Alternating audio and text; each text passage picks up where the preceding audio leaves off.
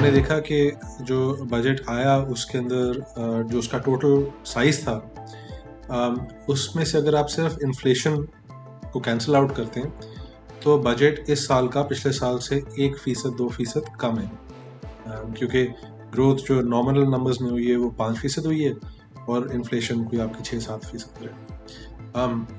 इसकी बहुत बड़ी रिक्वायरमेंट ये थी कि आपके पास अब कर्जे इतने ज़्यादा हैं कि इस तरह की एक्सपेंडिचर्स डिक्रीज करके और टैक्सेस बढ़ाए बगैर हम उस कर्जे को अदा नहीं कर सकते। तो यहाँ तक तो बात दुरुस्त है। उसके अंदर लेकिन सबसे ज़्यादा जो बर्डन बेयर किया है वो डेवलपमेंट स्पेंडिंग ने किया है। डेवलपमेंट स्पेंडिंग तकरीबन 9% कम हुई है। उसके साथ साथ हमने कुछ चीज़ें जो हैं उनको प्रायोरिटाइज़ किया है।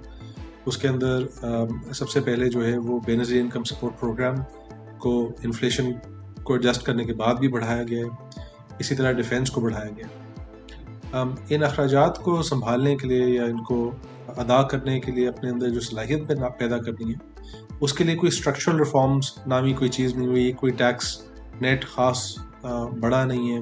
जो हमारे मुल्क के चैलेंजेस हैं वो चल रहे हैं और उसमें आपने देखा है कि पॉलिटिक्स जो है वो काफ़ी हद तक बिजनेस एज यूजुअल के मोड के अंदर चल रही है।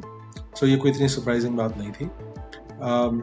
मेरी इनिशियल कैलकुलेशंस के मुताबिक हमारा जो पेट्रोलियम लेवी है उसके अंदर चांसेस हैं कि उसको बढ़ाया जाएगा और ये उसी जो आपने देखा 2 दिन पहले नेशनल इकोनॉमिक काउंसिल के अंदर जो ये एग्रीमेंट हुई है कि प्रोविंसेस अपनी जो कॉन्स्टिट्यूशनल राइट है 18वीं तरमीम के तहत उसमें से एक हिस्सा गिव अप करेंगे। एटलीस्ट लीगली नहीं गिव अप करेंगे लेकिन उसको इस्तेमाल नहीं करेंगे। तो उसी तरह पेट्रोलियम लेवी का बढ़ना भी जो है वो भी फेडरल गवर्नमेंट की तरफ रिसोर्सेज को कंसंट्रेट करना और प्रोविंसेस के पास जो के लिए रिलेटिव टर्म्स में जो रेवेन्यूज़ हैं वो कम होते हैं।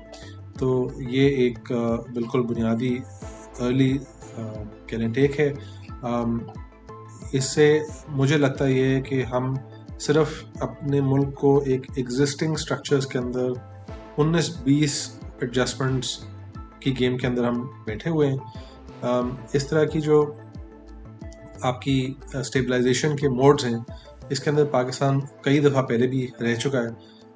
इससे ग्रोथ रेट के ऊपर कोई ख़ास फ़ायदा नहीं होता और लॉन्ग टर्म में जब तक हम रिफॉर्म्स नहीं करेंगे हम आगे नहीं बढ़ सकते।